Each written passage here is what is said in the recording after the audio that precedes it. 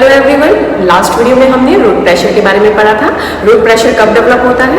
During the night और early morning. इस time पर ही रूट प्रेशर क्यों डेवलप होता है? क्योंकि इस दौरान ट्रांसपिरेशन नहीं होती, स्टोमेटा क्लोज्ड होते हैं, जिस वजह से सारा पानी जो रूट की जाइलम है वहां पर इकट्ठा होता चला जाता है और एक प्रेशर डेवलप कर देता है। एंटी ऑफ वाटर की वजह से प्रेशर डेवलप हो जाएगा, जो पॉजिटिव प्रेशर होगा उसको हम बोलते हैं रूट प्रेशर। अब हमने एक टर्म और पढ़ी थी बेटा, गटेशन पढ़ी थी। तो गटेशन और ट्रांसपिरेशन में आज हम डिफरेंसेस देखेंगे क्या होते हैं। तो गटेशन होता है बेटा loss of water in the form of water droplets. जो वाटर का लॉस होता है ये लिक्विड फॉर्म के अंदर होता है, ठीक है। और जो ट्रांसपिरेशन होता है, ट्रांसपिरेशन में लॉस ऑफ वाटर वेपर्स की फॉर्म में होता है। Clear? Second, it occurs from the हाइडर throats. Leaf की टिप के ऊपर, ये वाटर पॉट्स भी बोलते हैं इसको, लीफ के मार्जिन या टिप ऑफ लीव्स के ऊपर हाइडोथोर्स प्रेजेंट होते हैं, जहां से लॉस ऑफ वाटर हो रहा होता है। और ये होता है बेटा स्टोमेटा के थ्रू। लेंटिसेल्स जो स्टेम के ऊपर प्रेजेंट होते हैं, एपिडर्मल सेल्स, इनके थ्रू वाटर का लॉस होता है। नेक्स्ट है हमारे पास गटेशन प्रोसेस होती है नाइट और अर्ली मॉर्निंग के टाइम में, और ट्रांसपिरेशन प्रोसेस होती है during the day time. Then इसके बाद जो वाटर पॉट्स मैंने बताया था आपको, हाइडोथोर्स, ये ऑलवेज ओपन रहते हैं, लेकिन स्टोमेटा आपको पता ही है रात में ही बंद हो जाते हैं, दिन में ही ओपन हो जाते हैं। तो स्टोमेटा कैन बी ओपन और क्लोज्ड।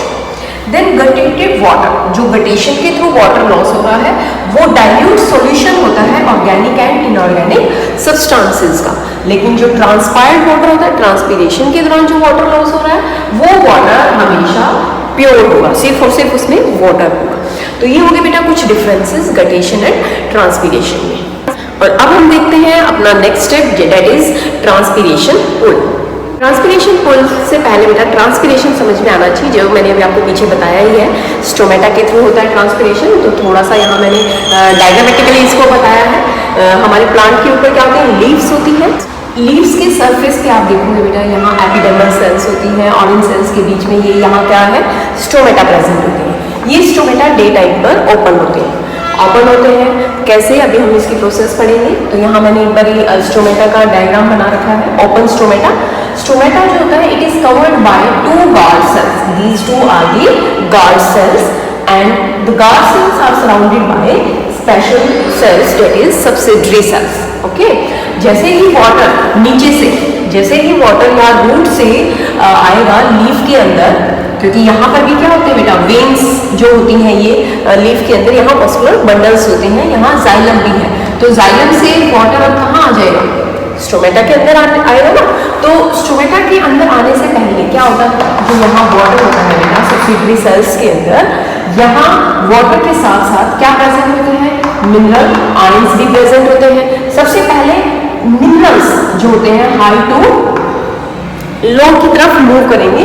हाई यानी कि यहाँ पर मिनरल कंसंट्रेशन ज्यादा है और यहाँ पर लो है। तो सबसे पहले मूवमेंट होगी कहाँ पर?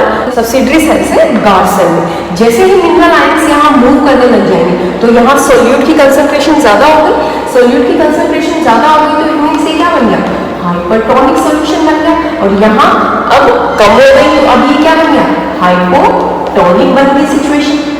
अब क्या होगा? वाटर की मूवमेंट कैसे होती है? वाटर की मूवमेंट होती है बेटा हाइपोटोनिक टू हाइपरटोनिक, क्योंकि हाइपोटोनिक मीन्स होता है जहां डाइल्यूट कंसंट्रेशन होती है, जहां वाटर ज्यादा होता है। तो वाटर अब मूव करेगा, ठीक है, वाटर अब मूव कर जाएगा हाइपो टू हाइपरटोनिक। जैसे ही ये वाटर मूव करेगा तो ये जो गार्ड सेल्स है ये टर्जिड हो जाएंगी। टर्जिड मीन्स ये एकदम से टाइट हो जाएंगी, क्योंकि जैसे ही वाटर एंटर होएगा ये एकदम से फूल जाएंगे इस तरह से, ठीक है।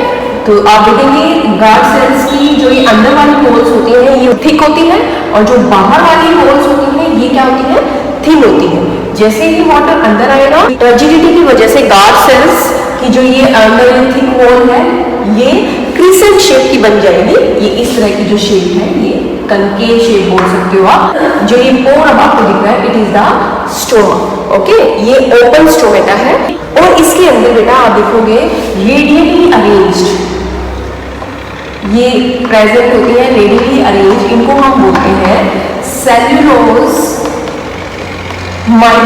माइक्रोफाइब्रिल्स, ठीक है। ये सेल्यूलोज माइक्रोफाइब्रिल्स भी स्टोमेटा को ओपन करने में हेल्प करती है, क्योंकि जैसे ही वाटर अंदर आएगा ये क्या हो जाएंगे, ऐसे स्ट्रेच हो जाएंगे और अंदर से ये पॉड जो है ये ओपन हो जाएगा। इसके अंदर गार्ड सेल के अंदर बेटा क्लोरोप्लास्ट भी प्रेजेंट होते हैं। ये जो चीज बना रखी है मैंने यहाँ पर, दीज आर दी क्लोरोप्लास्ट। तो बेटा एंट्री ऑफ वाटर हो चुकी है, इट मीन्स पानी अब यहाँ स्टोमेटा के अंदर आ चुका है और डे टाइम में स्टोमेटा ओपन होते हैं और यहाँ पर अब स्टोमेटा के अंदर क्या है, वाटर की कंसेंट्रेशन हाई है, ठीक है। अभी कहाँ मूव करेगा, बाहर एटमॉस्फेयर में जहां वाटर लेस है, हाई टू लो रीजन दिए में मूव करेगा। तो इस तरह से वाटर का लॉस हो जाएगा थ्रू द स्टोमेटा। और जैसे ही वाटर का लॉस हो जाता है और स्टोमेटा फिर से क्या हो जाते हैं, इस तरह से इनकी जो शेप है अब थोड़ी सी क्या हो जाएगी, इस तरह से। अभी जो स्टोमेटा डे टाइम में ओपन थे, नाइट टाइम में अब इनकी ये क्लोज हो जाएगी, ठीक है। तो ये अब क्लोज स्टोमेटा है। और ये जो स्टोमेटा बताया मैंने, ये बताया आपको मैंने डाइकोट लीफ। डाइकोट लीफ में अपर सरफेस ऑफ लीफ की बजाय लोअर सरफेस ऑफ लीफ पर स्टोमेटा ज्यादा होते हैं, ठीक है, ताकि ट्रांसपीरेशन प्रोसेस थोड़ी बैलेंस रहे। और जो मोनोकोट लीफ में होते हैं क्या, मोनोकोट लीफ के अंदर डंबल शेप गार्ड सेल होती है, इस तरह से डंबल शेप गार्ड सेल, ठीक है। तो ये थोड़ा डिफरेंस है, डंबल शेप गार्ड सेल्स। बाकी इसके अंदर भी प्रेजेंट होते हैं क्लोरोप्लास्ट और रेडियली अरेंज्ड माइक्रोफाइब्रिल्स, बस शेप थोड़ी सी अलग होती है। और मोनोकोट लीफ के अंदर अपर एंड लोअर सरफेस, दोनों सरफेस पे नंबर ऑफ स्टोमेटा इक्वल होते हैं। ओके, तो ये हो गया बेटा, यहाँ से हमने देख लिया कैसे ट्रांसपीरेशन होता है। ट्रांसपीरेशन हो रही है नहीं हो रही, इसका हम पता करें तो इसके लिए बेटा हमारे पास होता है एक कोबाल्ट क्लोराइड पेपर, ठीक है। कोबाल्ट क्लोराइड पेपर की हेल्प से हम पता कर सकते हैं कि ट्रांसपीरेशन हो रही है या नहीं। तो हम क्या करेंगे, एक लीफ लेंगे, लीफ को अच्छे से साफ कर देंगे, उसके यहाँ पर क्या रख देंगे, हम कोबाल्ट क्लोराइड पेपर को अटैच कर देंगे और उसको कवर कर देंगे, किसके साथ, कवर कर देंगे विद ग्लास स्लाइड, ठीक है। ग्लास स्लाइड के साथ हमने इसको कवर कर दिया और अब हम उसको सील कर देंगे। सील मतलब जब पेपर के ऊपर जैसे हमने ग्लास स्लाइड रखी, अब वो हिले ना, उसको हम सील कर देंगे, सील विद दी वैसलीन, ठीक है। थोड़ी देर बाद आप देखेंगे जैसे ही वाटर यहाँ स्टोमेटा के अंदर तो आएगा ही, अब स्टोमेटा के ऊपर आया और इसके ऊपर हमने जैसे यहाँ पर रख दिया कोबाल्ट क्लोराइड पेपर। ये जो कलर है कोबाल्ट क्लोराइड का, ये होता है स्टार्टिंग में ब्लू। जैसे ही वाटर यहाँ पर आएगा लीफ के सरफेस पे और कोबाल्ट क्लोराइड पेपर पर आएगा तो ये ब्लू से क्या हो जाएगा, पिंक। जो ये कलर चेंज हुआ ब्लू टू पिंक, ये इंडिकेट कर रहा है कि लीफ के सरफेस पे वाटर प्रेजेंट है, ठीक है। तो ये कोबाल्ट क्लोराइड पेपर होता है ट्रांसपीरेशन की डिटेक्शन के लिए।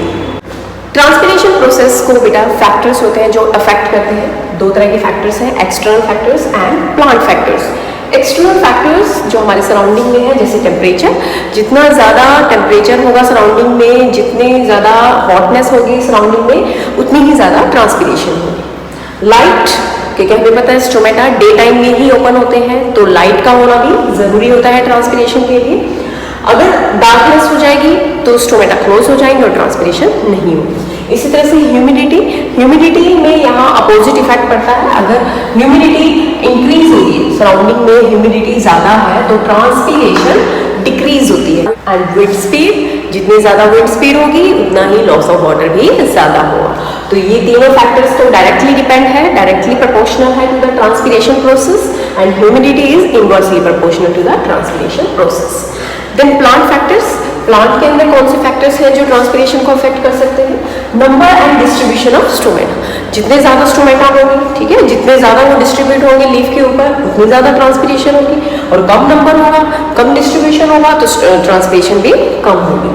परसेंटेज ऑफ ओपन स्टोमेटा, अब मान लो स्टोमेटा का बहुत ज़्यादा है पर उसमें से कितने स्टोमेटा ओपन है, उसकी परसेंटेज पे भी हमारी ट्रांसपीरेशन प्रोसेस डिपेंड करती है। Water status of the plant, अब प्लांट की का वाटर स्टेटस भी हमें पता होना चाहिए, प्लांट कितना पानी एब्जॉर्ब कर रहा है, वाटर इतना अवेलेबल है। ओके, तो water status of the plant, इस पर भी ट्रांसपीरेशन डिपेंड करती है। कैनोपी स्ट्रक्चर होता है जैसे कोई प्लांट है वो कवर्ड तो नहीं है बहुत सारे प्लांट से, अगर वो कवर्ड है तो उसके पास प्रॉपर सनलाइट नहीं आ पाएगी और लाइट की एब्सेंस में फिर ट्रांसपिरेशन प्रोसेस नहीं हो पाएगी। ओके, तो यहाँ पे हो गए बेटा ये फैक्टर्स। तो यहाँ पर बेटा ट्रांसपिरेशन क्लियर हो गया होगा आपको। नेक्स्ट जो है बेटा वो है transpiration pull. Root pressure small height of the plant तक वाटर की मूवमेंट कराता है। अब है ट्रांसपिरेशन पुल जो अप टू द लीफ तक मूवमेंट कराएगा वाटर की। तो ट्रांसपिरेशन पुल जो होता है ये डिपेंड करता है बेटा टू फोर्सेस पे। एक तो होता है कोहेसिव एंड एडहेसिव फोर्स, ठीक है, और दूसरा हमारे पास होता है कैपिलरी फोर्स, ठीक है। तो कोहेसिव एंड एडहेसिव फोर्सेस क्या होते हैं पहले ये समझते हैं। कोहेसिव फोर्स होता है बेटा दो आइडेंटिकल मॉलिक्यूल्स के बीच में अट्रैक्शन जो होती है उसको हम बोलते हैं कोहेसिव। कोहेसिव जैसे कि दो वाटर मॉलिक्यूल्स के बीच में जो अट्रैक्शन होती है, जो दो वाटर मॉलिक्यूल्स के बीच में जो फोर्स होता है वो होता है कोहेसिव फोर्स, ठीक है। और एडहेसिव क्या होता है जो दो डिफरेंट मॉलिक्यूल्स के बीच में अट्रैक्शन होगा उसको हम बोलते हैं एडहेसिव। डिफरेंट कैसे, एक वाटर का है और दूसरा लिग्निन। लिग्निन क्यों लिखा है मैंने यहाँ पर, जैसे मान लो हमारे पास यहाँ रूट है ये, ठीक है, रूट के ऊपर क्या होते हैं रूट हेयर्स। रूट हेयर से वाटर एब्जॉर्ब करेगा तो रूट के जाइलम्स के पास जाएगा। ये रूट का जो जाइलम है बेटा, जाइलम के अंदर क्या होते हैं, जाइलम वेसल्स होती हैं, ठीक है। रूट के अंदर जाइलम वेसल्स होती हैं, ये जाइलम वेसल्स है।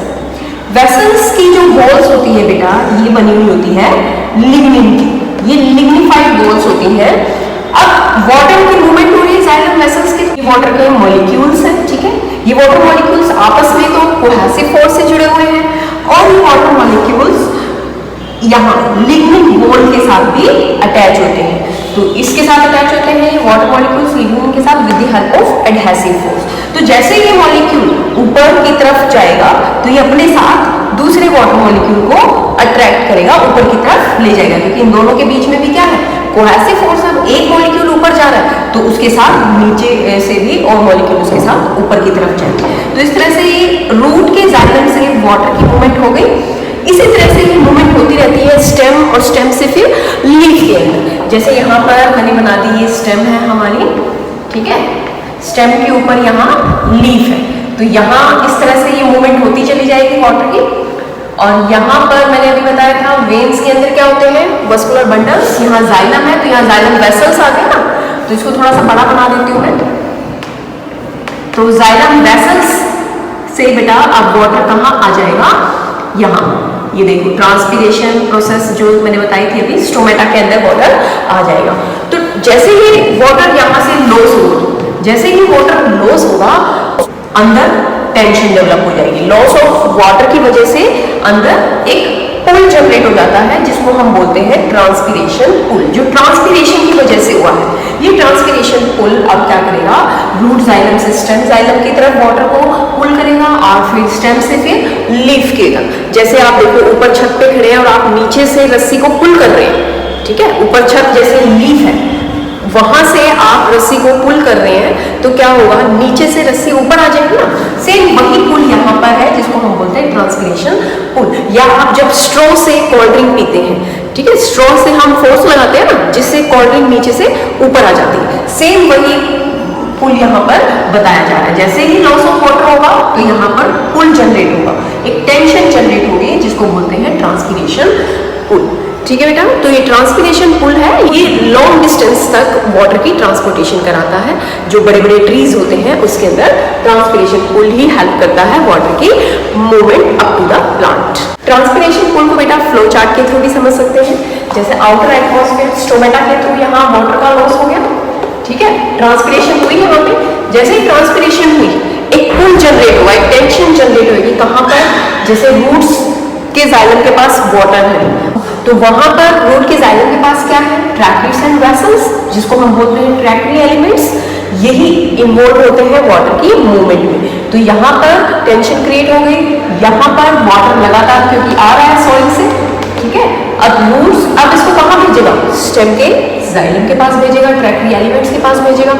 देन यहाँ से मेसोफिल सेल्स जो कि लीव्स के अंदर प्रेजेंट होती है, इन मेसोफिल सेल्स के बीच में स्पेस होता है, ठीक है, इंटरसेलुलर स्पेस बोलते हैं, वहां पर आ जाएगा वाटर और वहां से स्टोमेटा के थ्रू आउटर एटमॉस्फेयर में लॉस ऑफ वाटर हो जाएगा।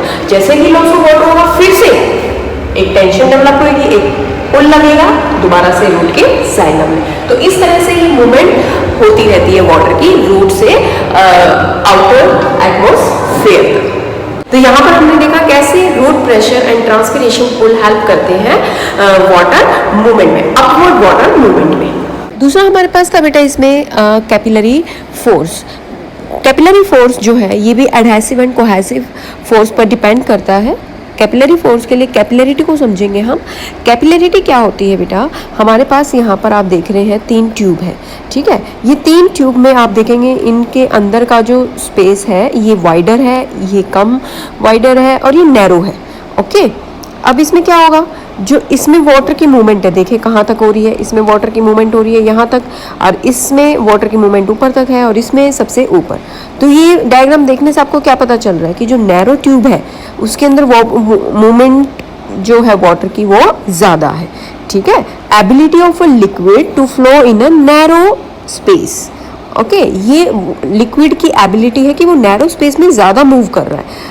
क्लियर। तो यहाँ से हम समझेंगे कि जो हमारी जाइलम वेसल होती है बेटा, जाइलम वेसल जो मैंने भी बताया वो भी नैरो होती है, ठीक है, और वो जुड़ी हुई होती है एक के बाद एक, एक के बाद एक। तो ये नैरो ल्यूमेन की वजह से यहाँ पर वाटर की मूवमेंट ज़्यादा होती है। तो ये होता है बेटा कैपिलैरिटी, और यही कैपिलैरिटी की वजह से वाटर की मूवमेंट होती है अप टू द प्लांट।